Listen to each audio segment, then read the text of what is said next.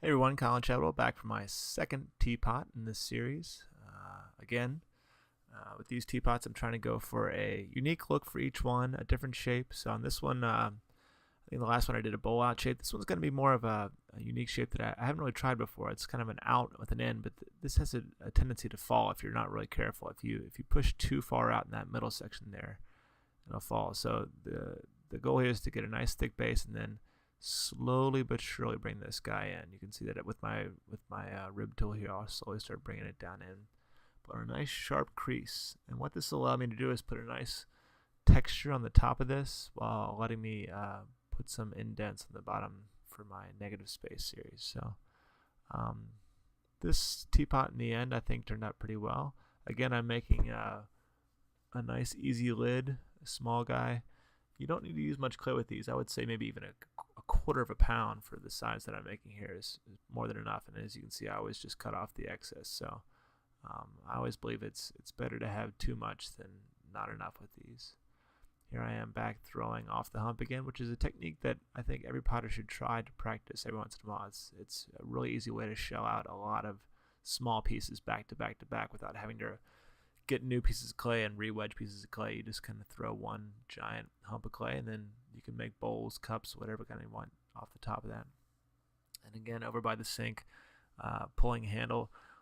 When you're pulling handles, you really should have a source of water, because if there's any friction at all, you can just rip them right off. So you have to make sure that you have plenty of water here.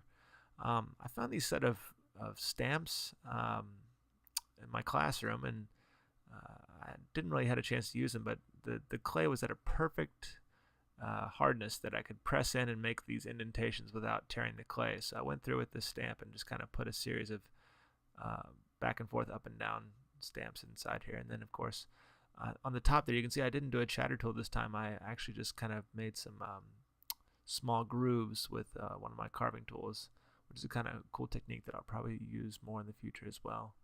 Again, lining up my spout where I want it, cutting my holes so that water can get through, and then making sure that I'm getting a nice, good, solid slip and score connection here. You want to make sure that this is a nice tight connection. With, again, cutting off the top there, you can see I've done a little two-cut on the spout there to make a little decorative part.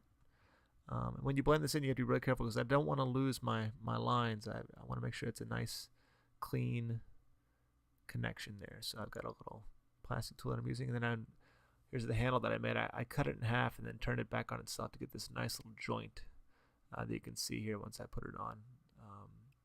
Makes a nice, cool back and forth, which I think follows kind of the shape of the teapot. So these are things you have to think about as you're making it. So here's the end result of teapot number 2. Nice little indentations, little decorative elements that I like a lot. I like the little spiral part at the top, and the handle turned out very well as well. So I'm overall very happy with these first two, and you'll see more to come as the days go by.